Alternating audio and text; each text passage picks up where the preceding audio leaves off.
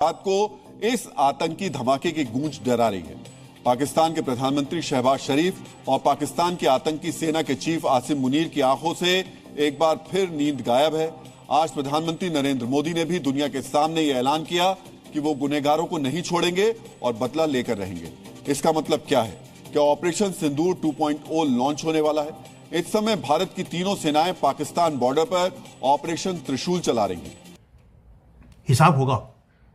Terrorist attack नहीं था तो भी हिसाब होगा। वो क्यों? अब चलिए इसके ऊपर बात करते हैं।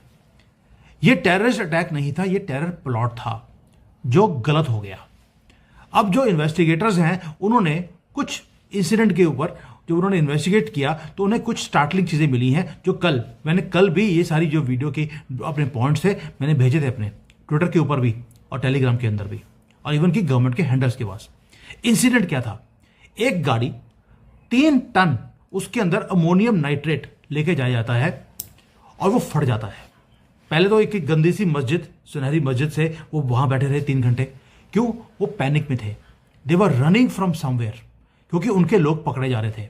और जिस एरिया में जाकर ये फटे हैं वहां पर गाड़ी अभी चल रही थी, रुकी हुई नहीं। बीच एक और बड़ी खबर आ रही है, दिल्ली ब्लास्ट से जुड़ी हुई बड़ी खबर है। लाल किला मेट्रो स्टेशन का गेट बंद रहेगा।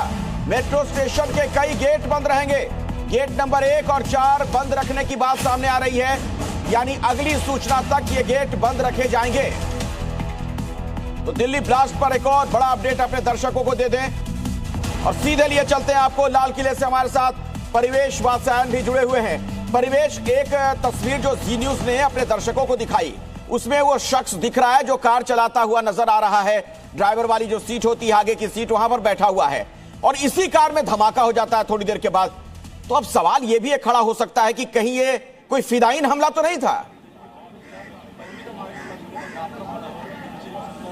देखिए अखिलेश, जो देर शाम जब ब्लास्ट के कुछ देर बाद जो जिस तरीके से जो जांच एजेंसियां जब काम कर रही थी तो जो मोटो देख करके, जो मूड देख करके उनका लग रहा था कि कहीं ना कहीं ये एक बड़ी थ्योरी है कि देश की राजधानी जवाब दिया जाएगा। लेकिन साथ साथ ये बात भी की जा रही है कि कहीं ना कहीं इसमें भारत इन्वॉल्व है। अब अफगानिस्तान की तरफ से सब कुछ हुआ है, अफगानिस्तान की साइड से अटैक हुआ है, लेकिन अब कहा यह जा रहा है कि जैसे हमारे यहाँ कहा जाता है फितनौल हिंदुस्तान और इस तरह के नाम रखें, तो जाहिर है जब एक दूसरे के ऊपर भरोसा नहीं होगा तो फिर यही होगा जो इस वक्त हो रहा है। भारत की तरफ से भी कहा जा रहा है कि आज जो दिल्ली में, यानी कल जो दिल्ली में जो रेड फोर्ट के ऊपर अटैक हुआ है या वहां पे जो जिन लोगों की जाने गई है तो उसमें पाकिस्तान का नाम लिया जा रहा है। वैसे तो खैर काफी सारी कंट्रीज ऐसी हैं जिन्होंने भारत के साथ जो है वो हमदर्दी बताई है, भारत के साथ अफसोस का इजहार किया है, मैसेजेस दिए हैं, सोशल मीडिया के जरिए भी मैसेजेस दिए हैं।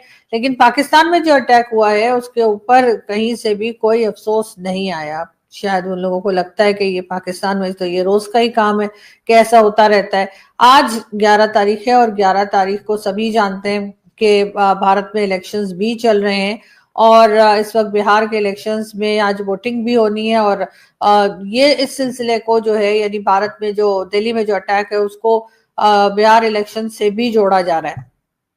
कहां तक क्या सही है ये तो खैर आने वाला वक्त बताएगा। अभी शायद बहुत जल्दी है या बहुत अर्ली है कि हम किसी रिजल्ट पे या किसी चीज के ऊपर पहुंच सकें, लेकिन ये जरूर है कि एक बार फिर हिंदुस्तान पाकिस्तान के बीच में टेंशन जो है वो बढ़ चुकी है और जो पहले कुछ अरसे से कुछ बेहतरी आ रही थी और लग रहा था कि अब शायद दोनों कंट्रीज आपस में बातचीत भी करें और डायलॉग भी हो, इस दिल्ली वाले अटैक के बाद जो है वो मामला जो है वो फिर एक बार बिगड़ते हुए दिखाई दे रहे हैं। एक बार फिर अभी भारत की तरफ से खुला के तो नहीं कहा गया है, लेकिन इन्वेस्टिगेशन चल रही है और अगर किसी किस्म का जाहिर है कोई सबूत हुआ, कोई बात हुई तो भारत जो है वो पाकिस्तान की तरफ इशारा कर सकता है कि नाक कटी है पाकिस्तान की, उसका बदला इन्होंने भारत से लेना है। डायरेक्टली ले नहीं सकते तो इन कॉकरोचों को लगा दिया इस काम के ऊपर, सिर्फ रिटेलिएशन।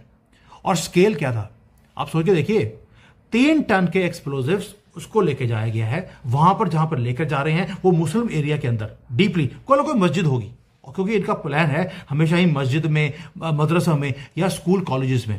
अब इन्होंने फैक्ट्रियां लगा ली हैं हमास स्टाइल में और हमास के जानवर पाए गए हैं पाकिस्तान में, इनको ट्रेनिंग देते हुए। इन्होंने वही स्ट्रेटेजी जो इन्होंने गाजा में करी थी वो अब भारत में कर रहे हैं। मस्जिद के एरिया में आप जा नहीं सकते, इसलिए गाड़ी भी मस्जिद में पार्क करी गई। और प्लान क्या था, वहां पर जब इतना सा 3 टन तो ये लेके जा रहा है छोटी सी गाड़ी में, और कितना गया होगा, वो सारा इकट्ठा करने के बाद, बॉम्ब्स बनाने के बाद मास डेवस्टेशन करनी है मल्टीपल लोकेशंस पे। ये प्लान तो सामने आ गया, वेपन्स रिकवर करे गए हैं, इनके जो प्लान्स हैं वो भी सामने आ गए, ब्लूप्रिंट सामने आ गए हैं। अब क्रिटिकल क्वेश्चन ये है कि ये जो सेल्स हैं और कितने हैं, ये जो मॉड्यूल है आपने कुछ तो पकड़ लिए जो, लेकिन इनके जो ऑपरेशंस है अब डीप कवर में उन्होंने काम करना शुरू कर दिया। डॉक्टर्स, प्रोफेशनल्स, पीपल जिनके रिकॉर्ड क्लीन है, इनको इन्होंने लगाया है इस काम के ऊपर। जो सोफिस्टिकेशन है काम करने की वो अलार्मिंग है।